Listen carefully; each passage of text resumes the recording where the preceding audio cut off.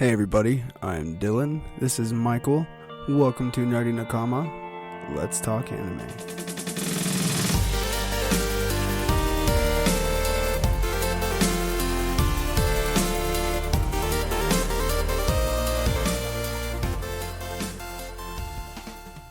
Hey everybody, here we are with the second episode of Nerdy Nakama.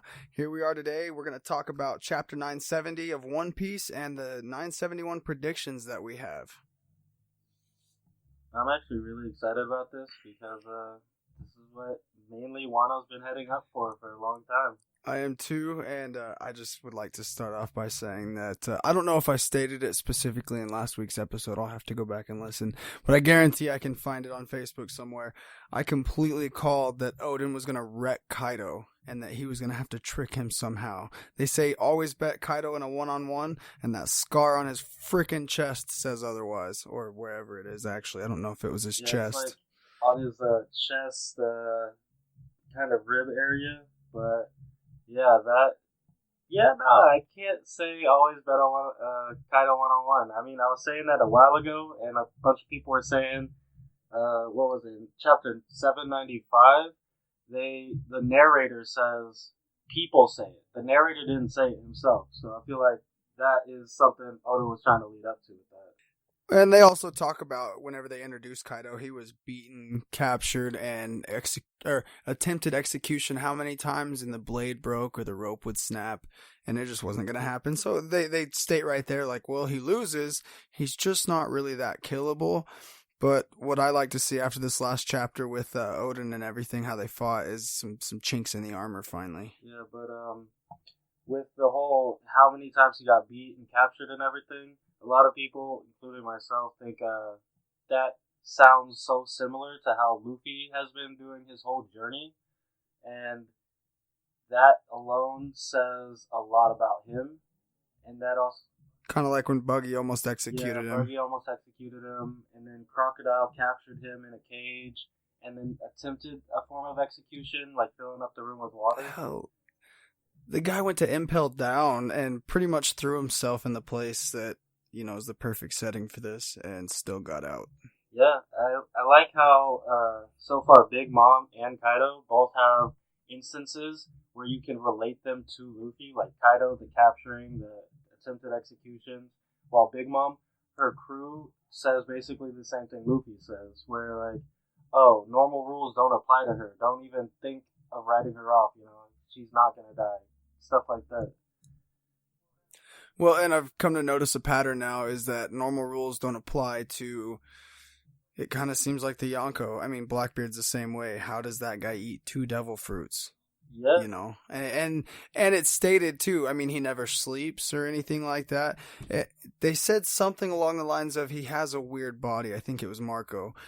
And it kind of hints at the fact that maybe it's not just his devil fruit being the reason that he can do this, but something with Teach himself, his body, you know, pre-existing before the dark fruit. Yeah, like what they had in that one chapter with little kid Shanks and everybody, how they said he doesn't sleep and all that, and Shanks said he can probably have twice as much fun or live, like, however, two times as much was the point of that. Some about living 2 lives, or... you know, I don't remember exactly what it was. We'll have to go back and see. But yeah, just a little weird about how it's becoming a pattern that these people are just crazy nuts. Yeah, I mean, if you're going to make a name for yourself in this world, you have to be able to defy expectations at every turn. Very true. So the next thing I wanted to talk about was the fact that Ame no Habakiri injured Kaido as well. Everyone talked about Enma for the longest time, yet in this last chapter, very clearly, I think I'm saying it correctly, Ame no Habakiri completely cut the crap out of Kaido as well. Just as well, if not, you know, better than Enma. I wouldn't say better, but definitely just as well. I mean, if I were to go back, I'd try to find which sword he holds which hand he holds each sword in, and try to figure out which part of the scar is like longer or bigger, just to, you know, see which one is stronger. Oh yeah, kind of size it up like the 2 giants on the on Little Garden. I think it was. Yeah, I think Little Garden. which catch is bigger? Oh, mine's bigger. Only by a centimeter, but mine's fatter.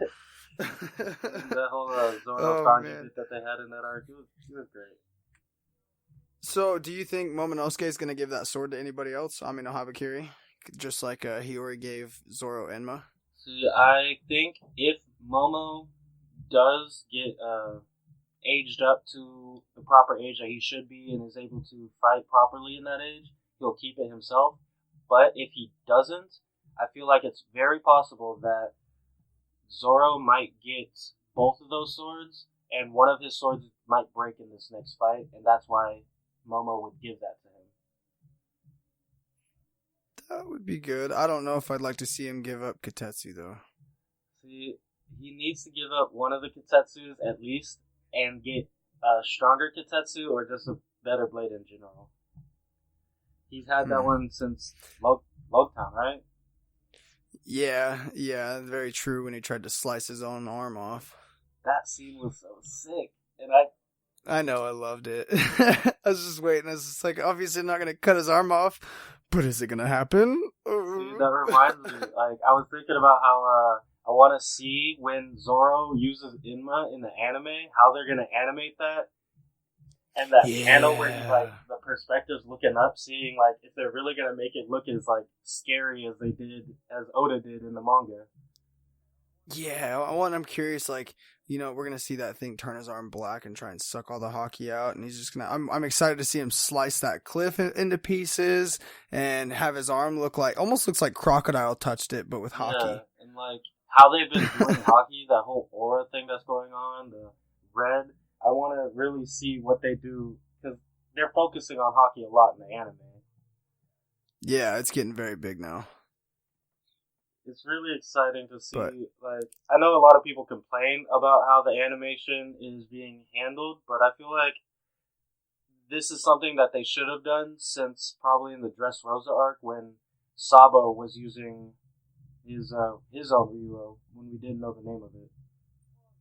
Well, I mean, the whole thing is like, I think it would have made more sense seeing like Shanks use it early on or something to also see it, someone more powerful. Yeah. But when they first showed it with Luffy, it was nothing more than like a clear wave. And I think it would have made sense to have Luffy's state a clear wave while having someone like Whitebeard or Shanks or something like that, when they first use it and we saw them using it, have that red aura pop up, and it kind of made a little more sense because a lot of anime fans are very upset. Or I think it's more manga fans, honestly, but a lot of fans are upset about that red aura. I mean, they're giving a lot of crap to the animation companies, calling it, is it Super Saiyan now? Is this Kaioken? What are we trying to do? Rip off Dragon Ball Z now? I've seen that comment. Yeah, I feel like manga fans are more so susceptible to like being negative about how the anime is handling things, as well as people who watch a lot of YouTube. They get on YouTube and everything, and they see all these like negative opinions, and they don't know exactly how these people are trying to talk about it. Because a lot of people, they're not actually saying that the anime is bad or all of that. They are constantly spouting how it's ruining One Piece, but they are saying that it should stay truer to the manga itself. Yeah, I personally never thought it was ruining anything, because I always saw any TV adaptation as the ability to expand upon the story, and I don't mean just filler. Yeah. I mean, filler's one thing, but in terms of we get a better idea of what they might be seeing in the manga. I mean, we don't see that aura around Luffy or anybody else like we do in the anime, in the manga, but I think it's something that very well represents just what's going on. Yeah, like how, Fujitora, he can see the auras of everybody, and if you're gonna have better observation hockey, you're going to be able to see the auras yourself, Exactly. I mean, it's very obvious that the auras exist. Yeah, clearly. So with a higher observation, and as a higher observation is introduced into the show, why as fans doesn't it make sense for us to see this more as well? Especially, like I said in the beginning, when it started off as something that was clear and that we barely saw. It was nothing more than some clear shockwave coming through, almost like the Ursa shock from. That was one of my favorite scenes when I was like watching the anime repeatedly. Like I would stop on that and I would show all my friends. This is how cool that is. He takes all of that I air and loved it. compresses it, and then this is so cool. For a long time, I forgot about that whole encounter with Kuma because my first watch through of One Piece, I did not like the Thriller Bark arc. It's probably one of my favorite arcs Really? now from the first half. Yeah, but there was a time where I went through the first viewing of One Piece, and obviously I watched every episode, every filler episode, Yeah. everything. But the Thriller Bark arc did not get me, and whenever I went through my second time, it was actually one of the things I skipped. Why didn't you like it? I can't explain it. The whole zombie thing was just. I'm an avid fan of zombie games. I loved The Walking Dead for the longest time, things like that. But something about the Straw Hats and zombies was just weird. Now, like I said, I go back and I love it. I don't really have too great of a reason, but Yeah, I get that because I had an arc that was like that, and I know if I say it, I'm gonna get a lot of hate for it, but it was Skypiea. I really did not like that arc when I first watched it. Well, when I low-key, was on I my agree with second you. few walkthroughs, I feel like it was a little too much. It was like a lot of everybody going to the wrong places at the wrong times, not knowing what they're supposed to be doing, and a lot of Luffy wasting time. Yeah, here was my problem with it is that it was right when you started getting heavy in with the world government and Yeah. like the bounties. I don't know. It Yeah. was right when the story really started picking up, I feel like, and then they're just like vacation time. Yeah, you wanted to see more. Like, okay, Vivi just laid on this big thing. They were just fighting the Marines, this powerful army, and then they went and fought more pirates, and we saw, like,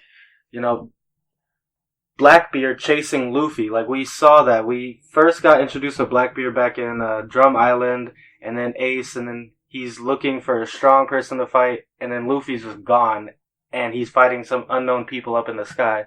Yeah, it's cool, but we, at the time, just wanted to get right into it, Mm-hmm. And that's how I felt too.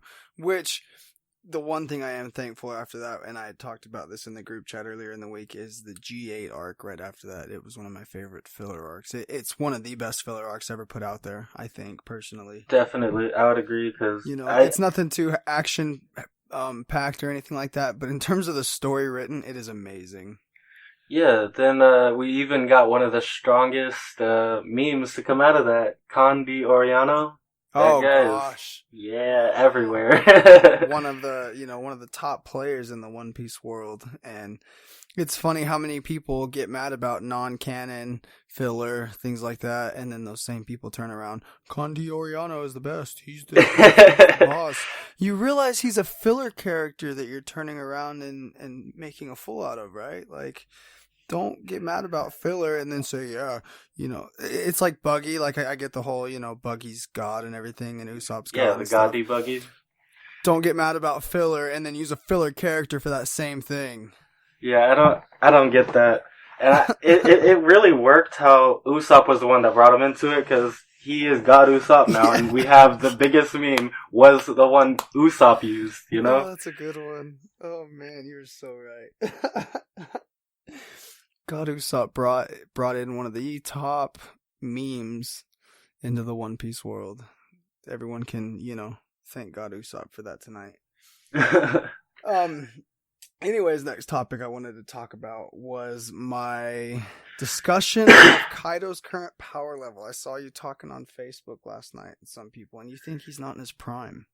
No, I feel like it doesn't make sense if Kaido is in his prime right now, because we've seen how everyone who tries to get into their prime or like get to that strongest spot, we have Mihawk, we have how Whitebeard waned. Mihawk has no one else stronger to fight, so he can't get any stronger. Who else did Kaido fight besides Odin? No one else has scarred him, so he hasn't fought really strong people. So the strongest Kaido's ever been was right after the Odin fight, when his hockey truly bloomed at that final point. Do you think he's weaker? Weaker now than when he fought Odin? I wouldn't say so, but I'd say he's definitely weaker than he was in his prime. Fair enough. So he's probably not weaker than when he fought Odin. Not as strong as he was in his prime. Do you think he's stronger now than he was when he fought Odin? Because See, here's my thing is that it wasn't specifically stated that Kaido himself got stronger in that 5 years that Odin was dancing around like a fool, but that they needed that 5 years to gather enough strength to take him down, as well as ruin his name and all respect that came along with it, so that way he couldn't gather everyone around him to help, defend the capital and take back Wano. yeah. So my thought is just kind of like, did he find in that 5 years maybe something to gather energy from, or a training partner, or like something that he can use to get stronger? I mean, he was constantly doing, Smile Devil Fruits, trying to get his crew stronger and everything, but I'm wondering if he found a way to get himself stronger at all in that 5 years as well. See, that reminds me of something that I did want to say real quick. It's, we saw how Odin, had to fight Kaido and everything. We saw his entire flashback, but we didn't see Odin use Conqueror's Haki, right? No, we did not. And so But he's not an official user, but I would put him on a list. no, here's what I'm thinking. In like chapter 924, Ashura Doji said that was Odin's special trick. But now that all of the scabbards are captured, how are the scabbards gonna escape? But Odin is the only one that doesn't, He's definitely gonna use Conqueror's Haki to help them escape, and that's why Ashura Doji thinks it's his special trick, Okay, well, we're going to come back to that whole escape thing, because I got a prediction in that for next chapter. Yeah. But so more about the whole power level thing going on here. I think, where would you say Luffy's power level is right now? Would you say... Okay, actually, back to my first question. Would you say Kaido's stronger maybe now than he was when he fought Odin? I Maybe don't not as strong as exactly... his prime, but a little stronger than when he fought Odin.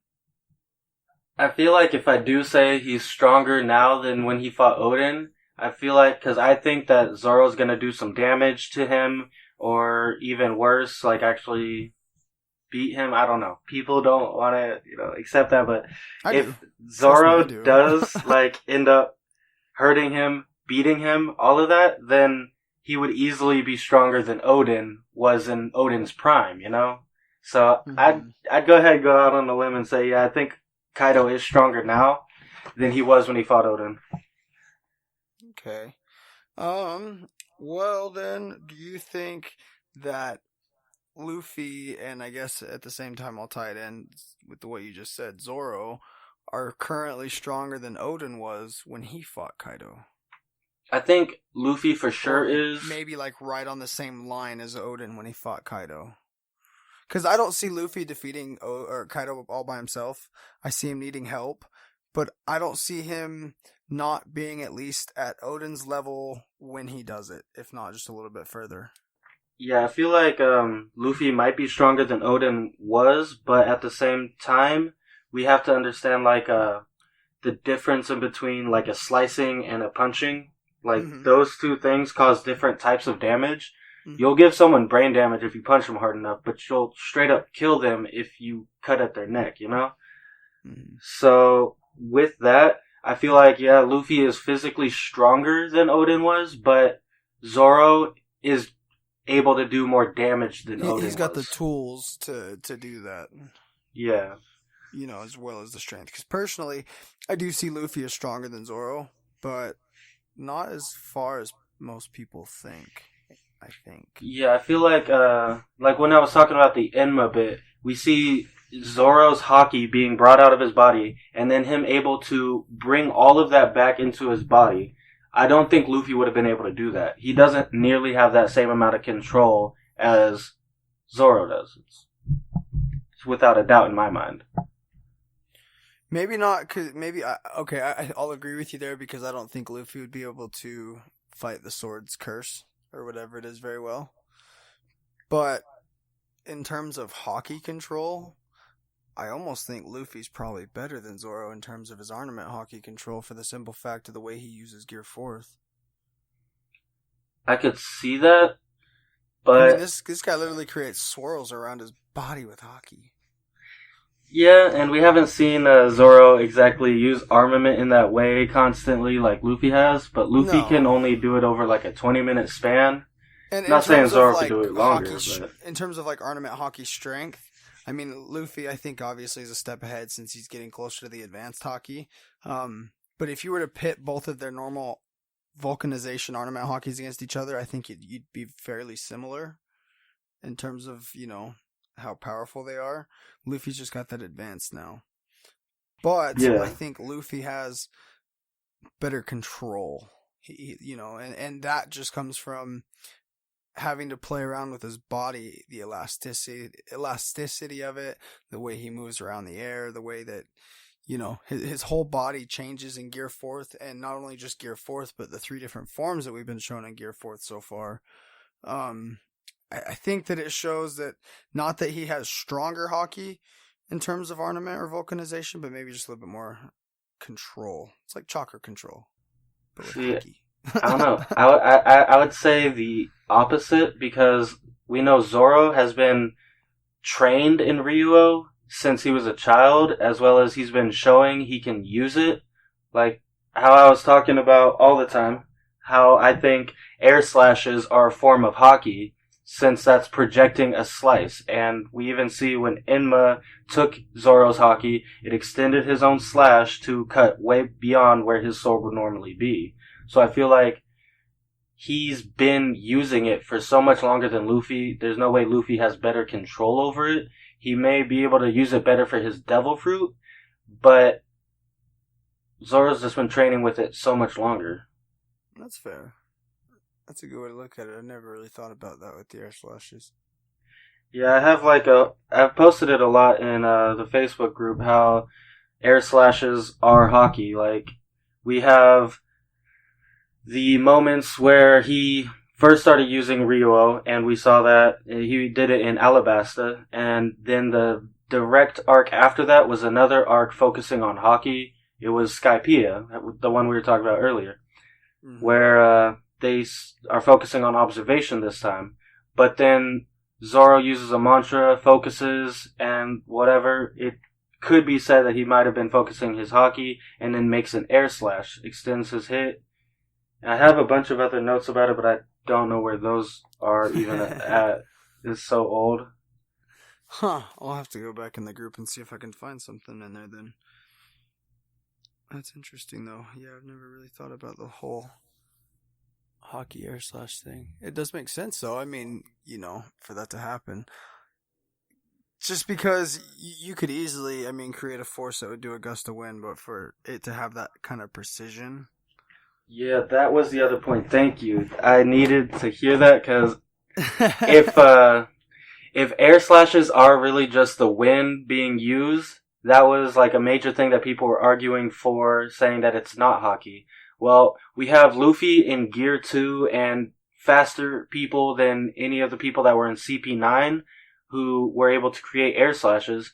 Everyone that was faster than them at this point hasn't just been throwing them out. Like Luffy, Gear 2, his whips, and all of that. Then we have, what is his name? Sanji? Oh god, I forgot Sanji's name. But we have Sanji and how he only does kicks. And most of his kicks should be able to create cuts if it's just about speed.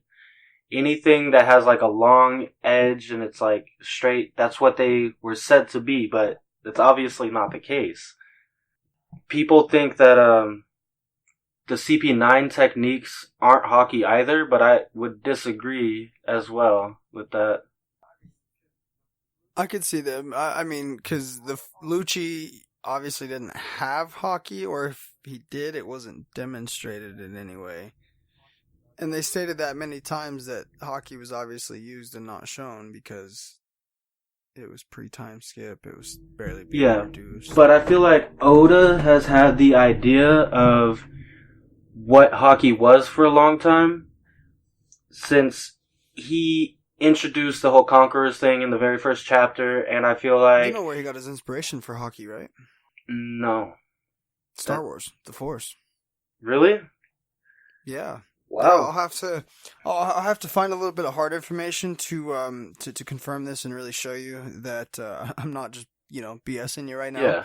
But Oda is an avid lover of Star Wars, and the Force is actually one thing that he took as his inspiration for hockey. So it's something I read a long time ago, and I'll have to, like I said, I'll have to find something on it. But yeah, Star Wars and the Force is one of Oda's inspirations for hockey. See, that I actually heard from Malik in the group as well. He talked about that, and he even tried to make the comparison about Sabo and Dragon being like compared to Sith Lords, you know? Mm-hmm. So like he even thought that they would become evil and try to take over the world government and do all Yeah, of I've that. heard that before. That Luffy's gonna have to go up against Dragon at some point because maybe they'll team up or something like that, and then Luffy will realize maybe his true intentions, or he just won't agree with maybe some kind of way that they're heading with their plans, and it's gonna end up Dragon flipping to be a bad guy. See, I don't know why this thought just popped into my head, but no, never mind. There's no way that Dragon is rocks because that doesn't even make any sense. No, and I think they said that. I mean, in terms of time frame, I don't know if it would work. Do we know Dragon's age? I think we do, but I'm actually Dragon Monkey D Dragon age. Okay, so Dragon was 36 years old, 17 years before the start of the story. So he was 53 before the time skip, 55 after the time skip. That does not match up because if Rox was close to 40 years ago, that would put Dragon in his mid 20s. and, Rox D Roger Beck. a little bit like around the same age then. Well, see, here's the thing: is that Roger would have, or not Roger? I'm sorry, Dragon would have been around. He would have been a teenager around the time that Rox was taken out because Big Mom and Kaido were what in their 20s when all that happened, and they're about 10 years older than Dragon. Yeah, I feel like So Dragon couldn't have been Rox for the simple fact he would have been too young. that makes sense. But I mean, it wasn't a hard theory. It was just a thought that popped into my head because Oh no, it's a good one. I mean, it was definitely worth looking at least because I didn't know if we actually knew Dragon's age or anything like that, but it is there right there on the One Piece wiki, which everyone should trust at this point. I wouldn't trust anything that's not in the manga directly because after Fair. seeing what happened with the Viver cards and how did you see that they like updated it and where a lot of their information got changed? No. Oh, I remember hearing you guys talk about something like that. How a little bit after the fact, the Viver cards got changed. Kind of like official translations almost. Yeah, like we saw how CP9 actually apparently had hockey before the time skip versus when the Viver cards were talking about it. When they first got released, they talked about how it was post time skip. They did get hockey. So I think that kind of adds to the fact that the CP9's techniques were hockey. Mm-hmm. And I don't know, they kind of Maybe go through the same training as people who have hockey, like Ryuo. Like the type of training that you get to get Ryuo or use mantra and all of that, those are kind of how they went about them getting hockey as well, like their techniques. Yeah, and it's something that they slowly train for a long time in this certain way, and their body's going to utilize it in a way that I'm sure the world government has already perfected.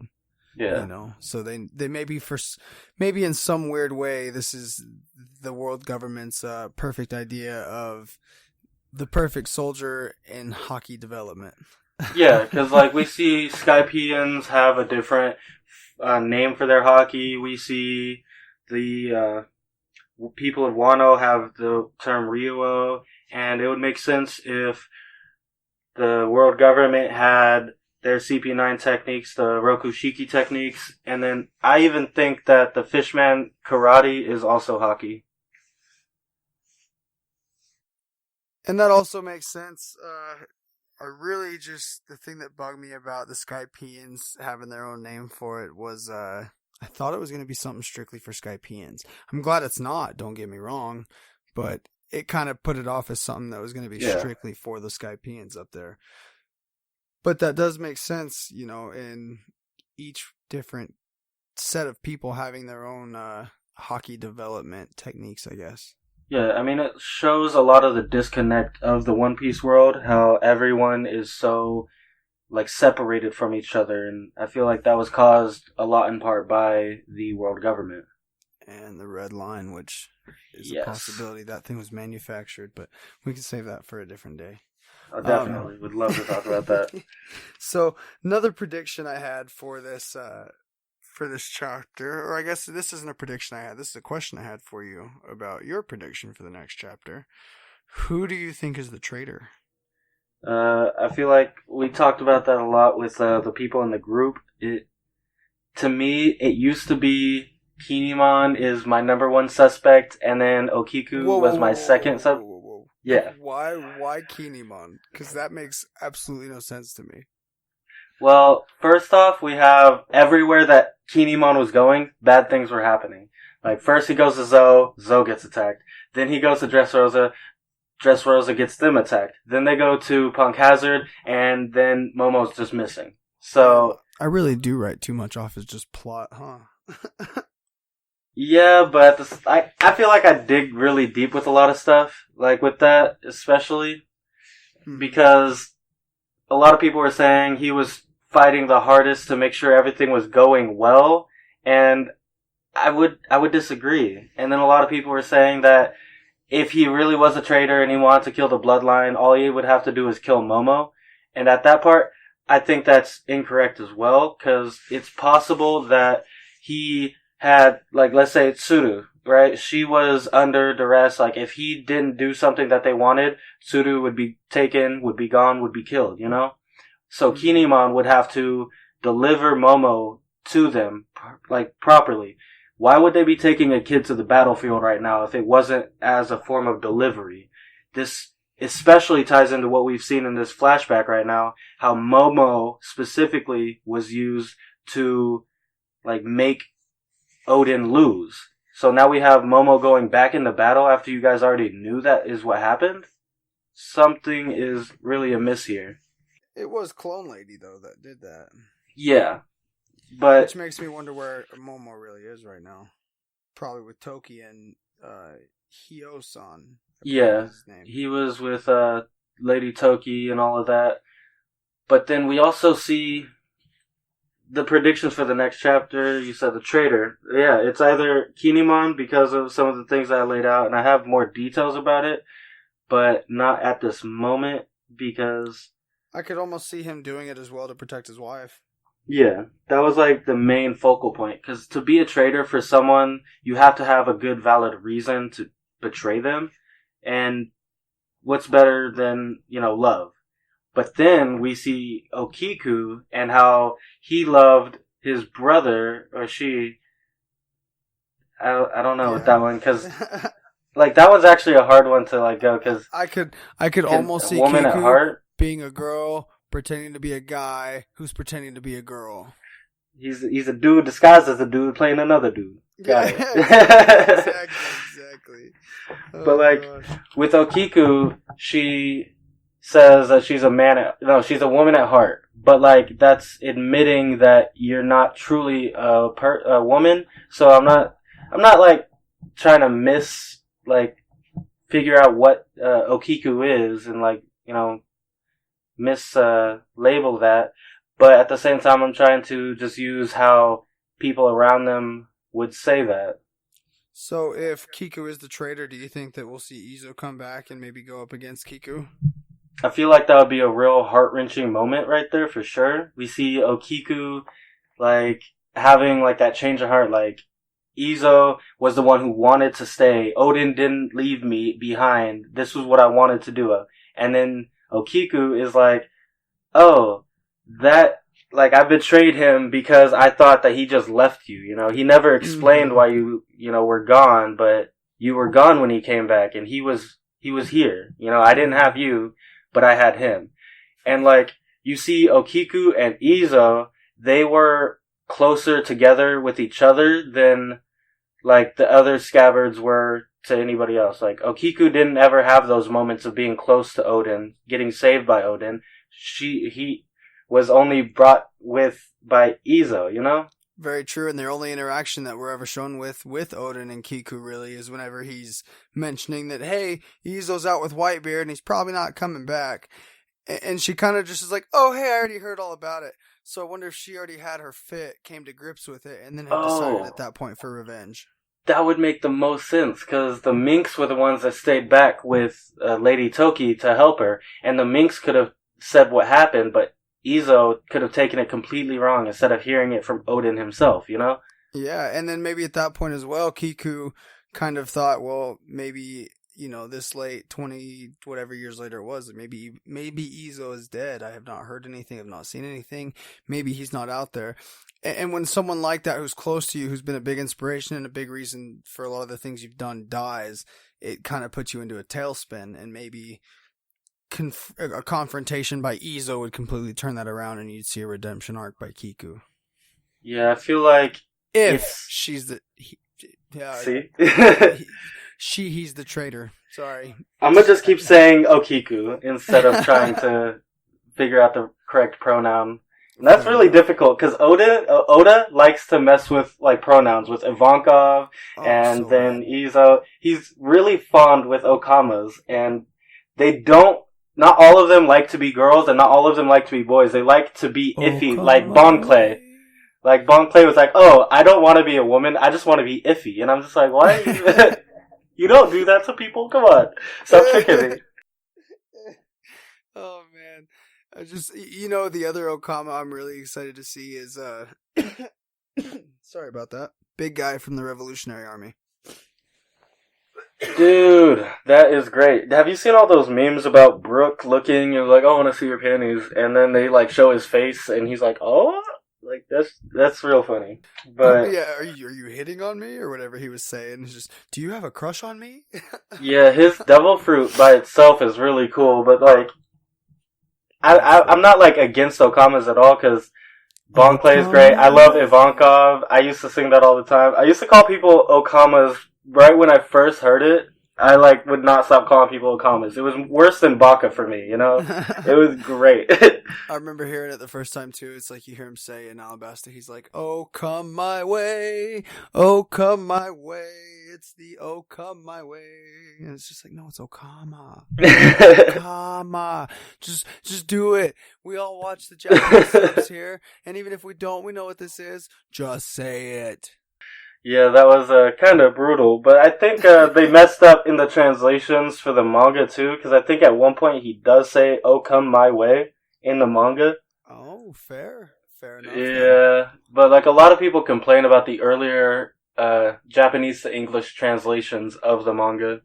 Well, I mean, One Piece started very early, and I would say only within, honestly, the past 6 years has there been a growing support in the community for Japanese animation, and I almost think that it started a little bit earlier than that.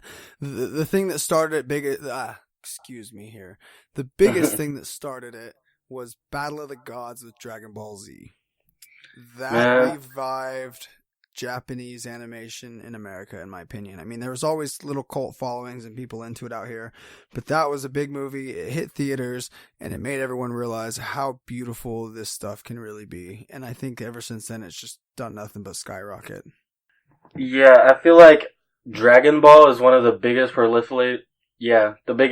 people who really push anime out here in the Western world, but like, I feel like what was that anime studio that isn't getting put on American Netflix? I don't know how to pronounce it. Studio Ghibli, I believe. Yeah. Say it. I wanted someone else to pronounce it because I don't trust myself. I believe it's pronounced Ghibli. I apologize to anyone who might be offended if I messed it up. Studio Ghibli.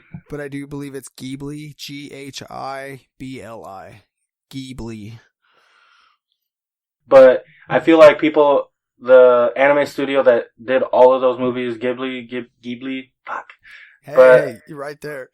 I feel like they actually helped a lot with it too, because I see like hardcore Oh, casual. definitely. They don't watch anime ever, but the second you bring up Spirited Away, they're like, oh, "That's my Oh, childhood," and I'm well, like, "Really?" and I was actually talking with this in the group last night with Miss Julia, and Isaiah is the '90s happened, and it was a weird decade for animation in the United States because not a lot of people were taking it serious. It was cartoons and they were kind of Yeah. becoming for kids, things like that. And then all of a sudden you had the '90s come out and Studio Ghibli just showed everybody what animation could truly be. And off top of my head, I don't know it. I'm sure there are other studios as well. One that didn't do it was 4Kids. I'll tell you Oh, that right fucking now. 4Kids ruined the No, sub for One no, Piece. no, no, no. 4Kids did us great in terms of Yu-Gi-Oh and Pokemon. I'll give them that because that's my childhood right there, and nothing's gonna change that. Yeah. But One Piece, man, it was just atrocious. Dude, I try to get people out here in America into One Piece, and do you know what they do to me? They quote Sanji all the time back in the day with his lollipop, and it just, Oh, so bad. like, you don't So do that. bad. Or Zolo all the time. Yeah, but even to this day, Zolo is still what they use in the manga because, like, they don't cross it over to the R because the actual French Zorro guy who was so popular in the movies. Mm-hmm.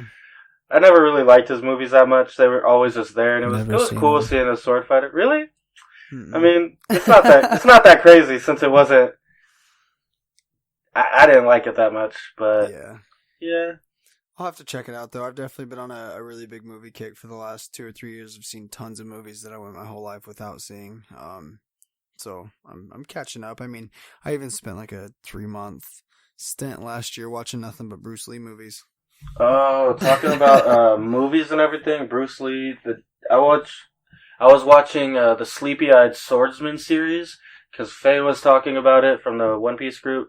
How that was the kind of the inspiration for Kiyoshiro. So I watched every one of those movies that they had. I think it was like 12 plus movies, and they were all like an hour plus long, and it was really interesting. I saw a lot of comparisons because like that was right around the time that Oda would have been like growing up. He would have been able to watch those movies as a kid, Something that would have been a and big it would inspiration for him then. yeah, and like you see, they have like all the movies, and you could kind of connect different movies to different arcs and different like themes to Wano, and I feel like he's doing a really great job of combining different bits of Japanese culture into Wano. It's beautiful. Agreed. I had one more topic I wanted to bring up here before the end of this episode. I actually So wanted to ask one question as well. perfect. What do you got? Uh, how many chapters do you think are left in the flashback? Roughly. I would be. Personally, I think there's one more. One more?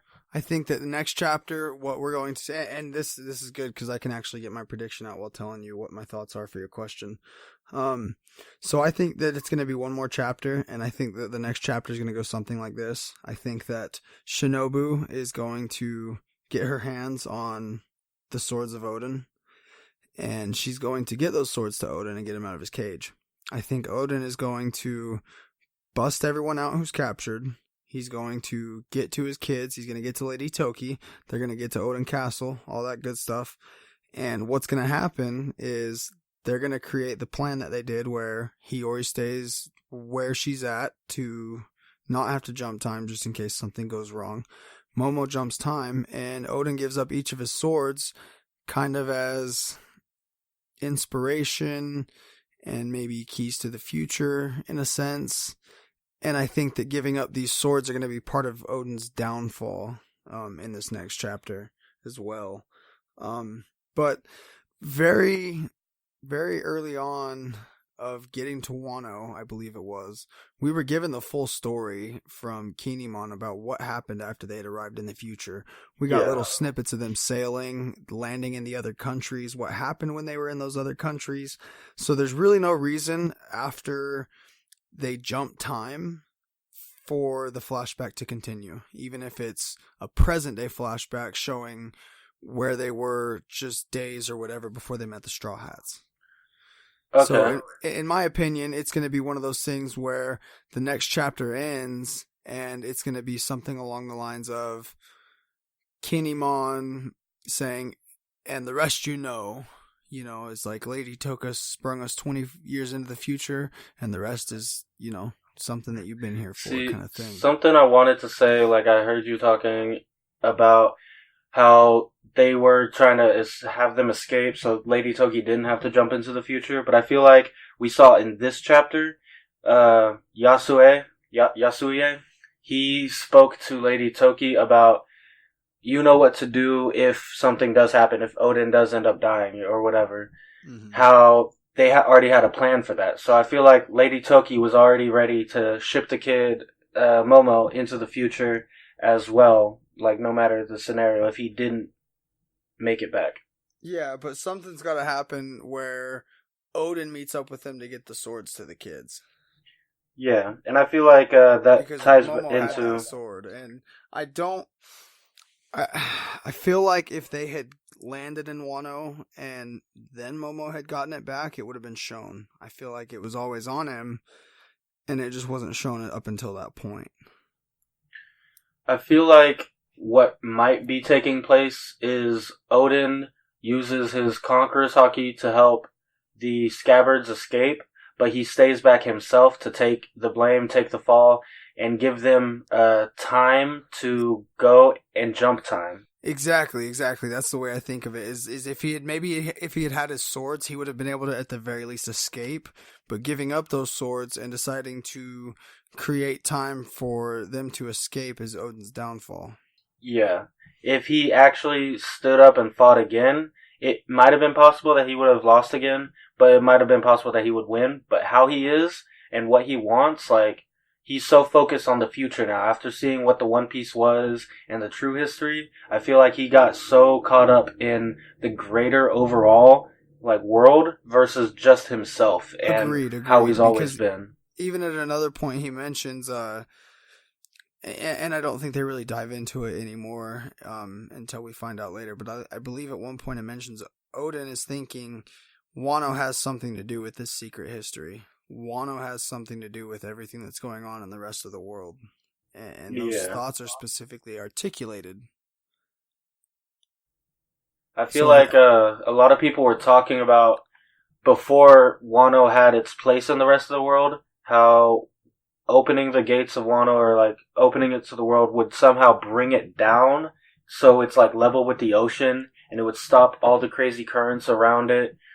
And it would like even bring those giant like mountain pillars down back under the water, so it's not as hard to get to, I actually had a question for you about that I was going to say for next episode, but I will actually bring it up here. And Odin stated that part of the reason Wano's borders were closed was all the weather and everything. So I could definitely see opening the borders of Wano clearing a lot of that up, making it more accessible. It's not just opening the borders and allowing people to come in. It's making it so they can physically do it because it's currently not accessible. Yeah, it's closed off, but it's always been like that, except for the fact that we saw how they were talking about how Ryuma was protecting Wano from the rest of the world. If that was the case, and the weather was still crazy back then when he was doing that, not everyone would be able to have access to it like he would need to defend it like he did, Exactly. So I think that ties in way too well for it to just be thrown off.